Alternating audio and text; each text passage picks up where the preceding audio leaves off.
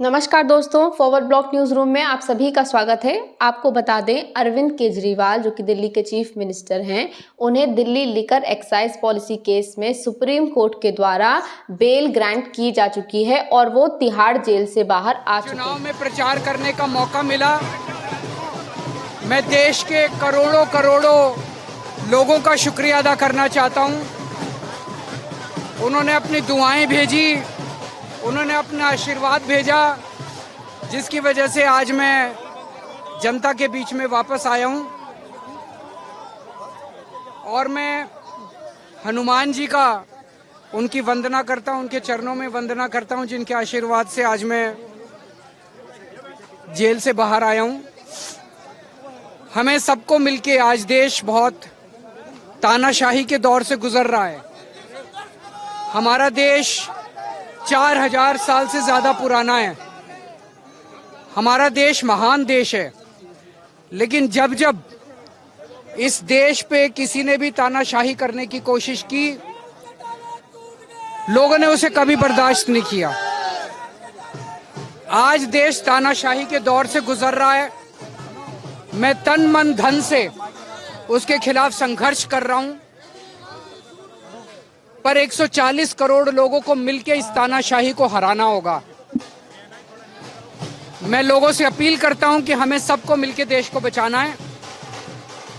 कल सुबह 11 बजे हनुमान जी का आशीर्वाद लेने के लिए हम सब लोग हनुमान मंदिर जाएंगे कनॉट प्लेस में। मैं सभी लोगों से अपील करता हूं कि सब लोग आएं, सब लोग हनुमान जी का आशीर्वाद लेंगे। और 1 बजे पार्टी ऑफिस जाएंगे। पार्टी ऑफिस में प्रेस कॉन्फ्रेंस होगी। और कल शायद साउथ दिल्ली में रोड शो है, उस रोड शो में पार्टिसिपेट करूंगा भगवंत मान साहब के साथ। तिहाड़ जेल से बाहर आने के बाद उनका जो नेक्स्ट स्टेप है वो है पहले तो हनुमान जी के मंदिर विजिट करना, वहां पर दर्शन करना और उसके बाद में जो प्रेस कॉन्फ्रेंस है उसे संबोधित करना। लेकिन आपको ये बता देते हैं कि सुप्रीम कोर्ट ने ये जो बेल ग्रांट की है ये किस तरह से की है और इसकी कुछ शर्तें भी हैं जो अरविंद केजरीवाल को माननी होंगी। सबसे पहले तो जब सुप्रीम कोर्ट में कि दिल्ली लिकर एक्साइज पॉलिसी मामले में अरविंद केजरीवाल को बेल देने के मामले में बहस चल रही थी, तब सुप्रीम कोर्ट के द्वारा बेल इस बात पर दी गई कि अरविंद केजरीवाल पर ना तो पहले कोई ऐसा आपराधिक मुकदमा दर्ज है और ना ही अरविंद केजरीवाल समाज के लिए कोई खतरा है जिसे बेल नहीं दी जा सकती। सुप्रीम कोर्ट के द्वारा ये बयान दिया गया कि वो क्योंकि उन्होंने भले ही उन पर जो आरोप है वो बहुत संगीन है, लेकिन उन पर ना कोई आपराधिक मामला दर्ज है और ना ही तो वो समाज के लिए कोई खतरा है, इसलिए उन्हें बेल दी जा सकती है। लेकिन साथ में सुप्रीम कोर्ट ने अरविंद केजरीवाल को बेल देने के दौरान ये शर्तें भी रखी हैं कि वो कुछ ऐसी चीज़ें हैं जो नहीं कर सकते जब वो जेल से बाहर आ जाएंगे तब। अब ये शर्तें क्या क्या हैं ये आपको समझा देते हैं। सबसे पहली शर्त जो रखी है वो ये है कि उन्हें बेल बॉन्ड परचेज करना होगा 50,000 रुपये का, जिसमें कि उन्हें 50,000 रुपये पे करने होंगे बेल लेने के लिए, मतलब इंतरिम जमानत लेने के लिए। इसके बाद में अरविंद केजरीवाल ना तो अपने मुख्यालय मतलब जो सीएम मुख्यालय है उसे विजिट कर सकते हैं और ना ही वो दिल्ली सचिवालय जा सकते हैं। इसके अलावा अरविंद केजरीवाल किसी भी आधिकारिक डॉक्यूमेंट पर तब तक साइन नहीं कर सकते जब तक जो दिल्ली के उपराज्यपाल है उनकी मंजूरी आवश्यक ना हो, तब तक वो किसी भी डॉक्यूमेंट पर साइन नहीं कर सकते। सुप्रीम कोर्ट के द्वारा उन्हें मना किया गया है।